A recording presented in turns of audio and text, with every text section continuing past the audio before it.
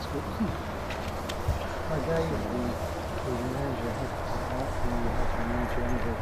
Coming this morning and for recognising today's importance. Firstly, I wish to acknowledge we are on Turkish soil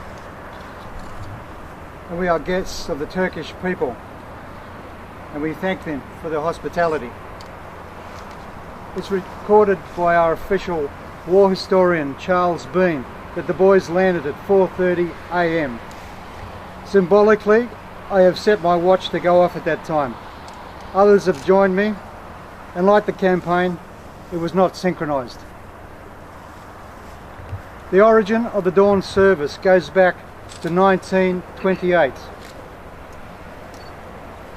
There are a number of rival claims to the invention of the dawn service, but probably the most convincing is that the first dawn service was improvised by a handful of returned soldiers performing a vigil around Sydney's then new cenotaph in Martin Place. They joined a widow and her children there probably after carousing the night before. You sound familiar? They stayed and watched the sunrise and agreed it was such a moving experience that they would do it again the next year. From there it has grown from those grassroots origins to what we see today. Now thousands gather. This is a day of reflection, of remembrance, of respect. And we are in no need of a history lesson. Many personal family stories have been told, and I'm sure will continue to be told for the rest of this trip and into the future.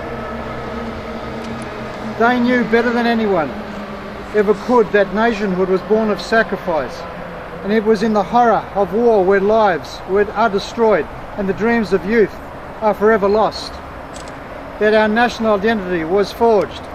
Nationhood is sustained by enduring commitment to a set of ideals and values. We reflect today on all the conflicts in which the Australians and New Zealanders have been involved. And yes, sometimes the NZ has to be put back into the word ANZAC.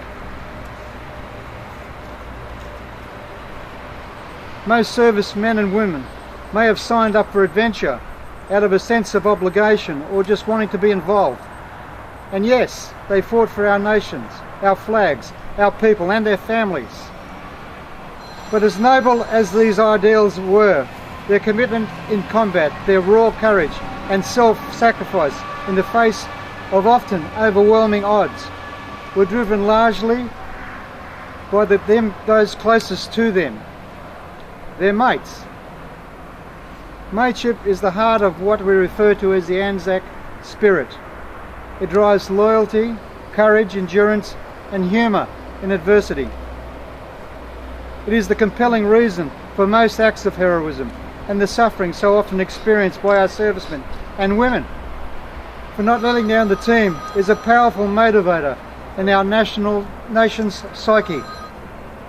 Our military heritage was founded on the shores of Gallipoli 100 years ago today. The battle for Gallipoli was lost, but the war was won. The concept of winning or losing, it seems, is not as important as the respect and legacy handed to us. It's a reminder that in war, both sides suffer. The ANZACs and thousands of servicemen and women lost their lives since would be the last to ever glorify war or their part in it. Their greatest gift to us through their suffering and that of their families is our freedom and the opportunities we are now fortunate to enjoy. We can show our appreciation not just by remembering and honouring them, but by committing ourselves to follow their example. Mateship has never been the exclusive preserve of our Defence Force. It's embedded in our society, and I see it every day in my workplace. Not many of us are called upon to place our lives in danger for others. We admire those who do. We hope that if we're called on to do so, we would not be found wanting. but we can still play our part by less challenging, although no less significant actions. We can reflect the ANZAC spirit through our behaviour towards one another. As we gather today to remember and to reflect on the opportunities and freedoms they have given us, we remember and honour their sacrifice. But we can take that act of commemoration to an even higher plane by following their example, by committing ourselves to lead lives worthy of their sacrifice for looking after each other and our families. Each one of them lies as a silent witness to the future that they have given us. Whether by Australian by birth or by choice, to feel a connection is Australian. We honour them the best by the way we live our lives. Truly I say to you, we will remember them. I'd like now to invite Duane and Hayley to read the remarkable tribute paid to the ANZAC by Mustafa Kemal Ataturk in 1934.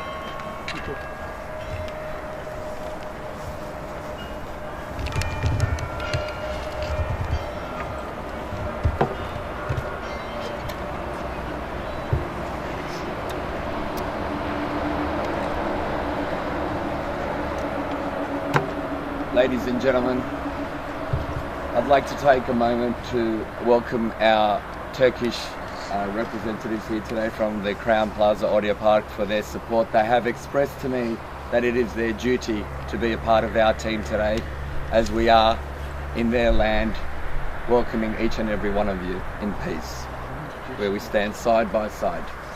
I'd like to take a few moments to address them in Turkish, if you may allow me to express our gratitude for them being here and also explain to them the significance of ANZAC and the meaning to them. Sevgili Crown Plaza Audio Park dostlarımız, burada bizim yanımızda Avustralyalılar olarak yanımızda bulunduğumuz için aramızda bulunmaktan sizlerden gurur duyuyoruz. Birkaç kelimeyle sizlere ANZAC sözcüğünün ve ANZAC gününün anlamını ve önemini anlatmak istiyorum. ANZAC sözcüğü, Avustralya ve Yeni Zelanda kadrosu, Australian and New Zealand Army Corps kelimelerinin baş harflerinden meydana gelmiş bir kısaltmadır. Birinci Dünya Savaşı'nın başlarında bu iki ülkeye ait birliklerin katılmasıyla kurulan Kol Ordu bu kısaltılmış isimle tarihteki yerini almış, her ne kadar Çanakkale'de Türklerle birlikte savaşırken fazla başarı elde etmişlerse de daha sonra Orta Doğu ve Avrupa savaş alanlarında müttefikleri hesabına önemli hizmetler başarmıştır. Çanakkale'de birçok ANZAC askeri hayatını kaybetmiş ve Mehmetçik'le birlikte yatmaya başlamıştır. İşte bu askerlerin annelerine, onların hatırları adına bir mektup yazan Atatürk, galip bir liderin ifade edebileceği en güzel cümlelerle gönül alıcı bir mesaj göndermiştir. Ladies and gentlemen, Mustafa Kemal Atatürk in 1934 wrote the following tribute to the ANZAC killed at Gallipoli.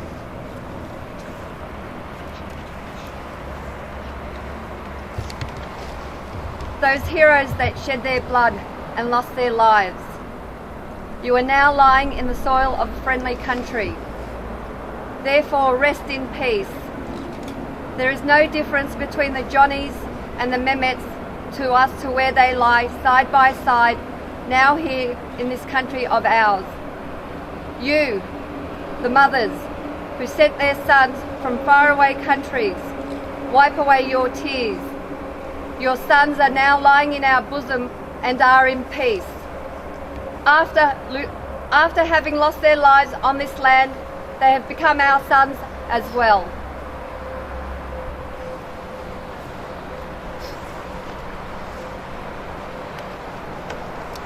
Uzak memleketin toprakları üstünde kanlarını döken kahramanlar. Burada dost bir vatanın toprağındasınız. Huzur ve sükun içinde uyuyunuz. Sizler Mehmetçiklerle yan yana, koyun koyunasınız. Uzak diyarlardan evlatlarını harbe gönderen analar. Gözyaşlarınızı dindiriniz. Evlatlarınız bağrımızdadır. Huzur içindedirler. Ve huzur içinde rahat rahat uyuyacaklardır. Bu toprakta canlarını verdikten sonra artık bizim evlatlarımız olmuşlardır.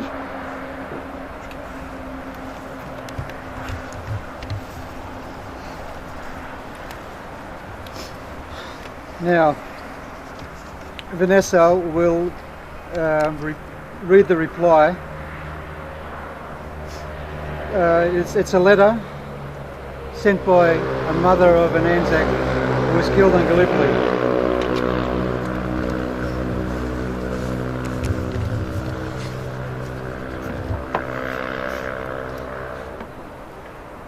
A response by an ANZAC's mother to Atatürk's words.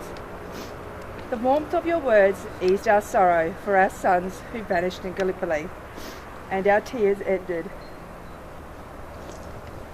Your words are a consolation to me as a mother. Now as we are sure that our sons rest in peace in their eternal rest. If your Excellency accepts, we would like to call you Ata too. Because what you have said at the graves of our sons could only be said by their own fathers. In the name of all mothers, our respect to the great Ata, who embraced our children with the love of a father, an Australian mother. Thank you.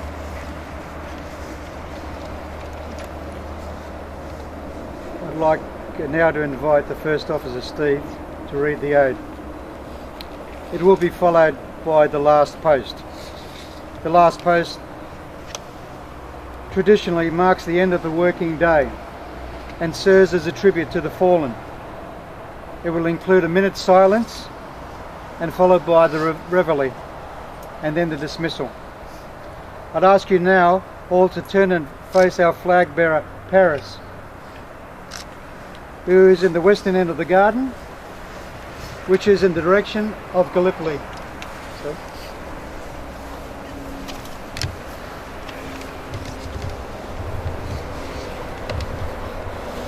They shall grow not old, as we that are left grow old. Age shall not weary them, nor the years condemn. At the going down of the sun, and in the morning, we will remember them, lest we forget.